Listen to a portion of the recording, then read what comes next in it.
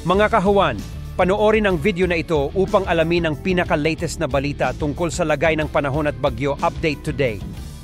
Sa ating latest satellite images, makikita po natin wala tayong minomonitor na anumang low pressure area sa loob at labas ng Philippine Area of Responsibility. Ngayong linggo nga, base sa ating mga pinakahuling datos, maliit yung posibilidad na magkaroon tayo ng bagyo sa loob ng Philippine Area of Responsibility. Tatlong weather system na nakaka-apekto ngayon sa ating bansa. Una po, yung Intertropical Convergence Zone or ITCZ. Ito yung nagdadala ng mga kaulapan, partikular na sa bahagi ng southern part ng Mindanao. Kaya asahan po, malaki yung posibilidad ng mga pag-ulan ngayong araw dito sa may Barm at sa may Soc-Sargen region. Samantalang easterlies naman, ang pinaka nakaka-apekto ngayon sa malaking bahagi ng ating bansa. Magdadala naman ito ng mga pag-ulan sa may bahagi ng Aurora, Quezon at Bicol region, habang ang pagitan po ng northeast monsoon, yung malamig na amihan, at itong easterlies, yung mainit na hangin nagmumula sa karagatang Pasipiko, ito po yung may shear line naman, pero offshore po kasi siya. At ito naman yung magdadala ng mga pag-ulan sa bahagi ng Cagayan, Isabela at Apayao.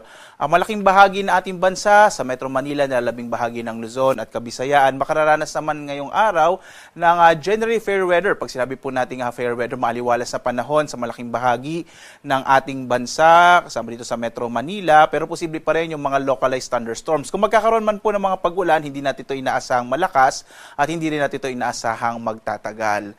At dahil nga po sa malakas na amihan, ngayon ay meron tayong nakataas na gale warning, partikular na sa Batanes at Babuyan Islands. Magiging maalon hanggang sa napakaalon ang karagatan sa bahaging ito ng ating bansa. Kaya pinapayuhan natin ang mga bangka, maliliit na mga bangka at maliliit na mga sasakyang pandagat na mag-ingat po, iwasan mo ng pumalaot sa mga baybayin ng Batanes at Babuyan Islands dahil nga sa magiging maalong karagatan.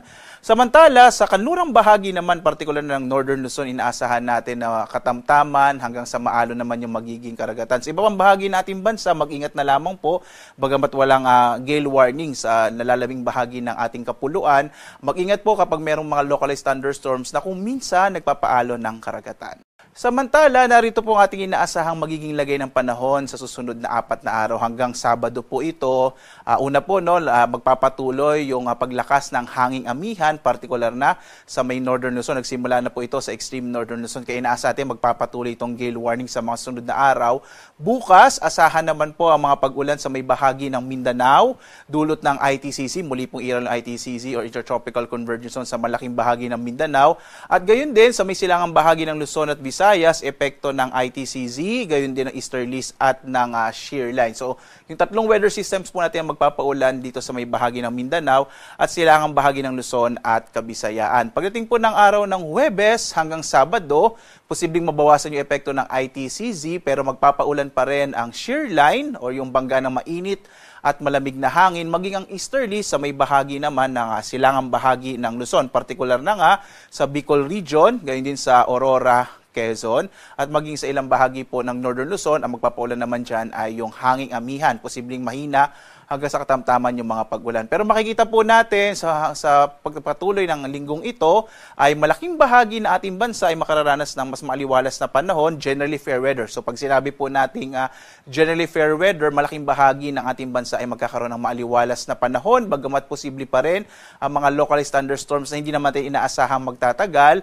at hindi natin inaasahang magiging malalakas na mga pag-ulan.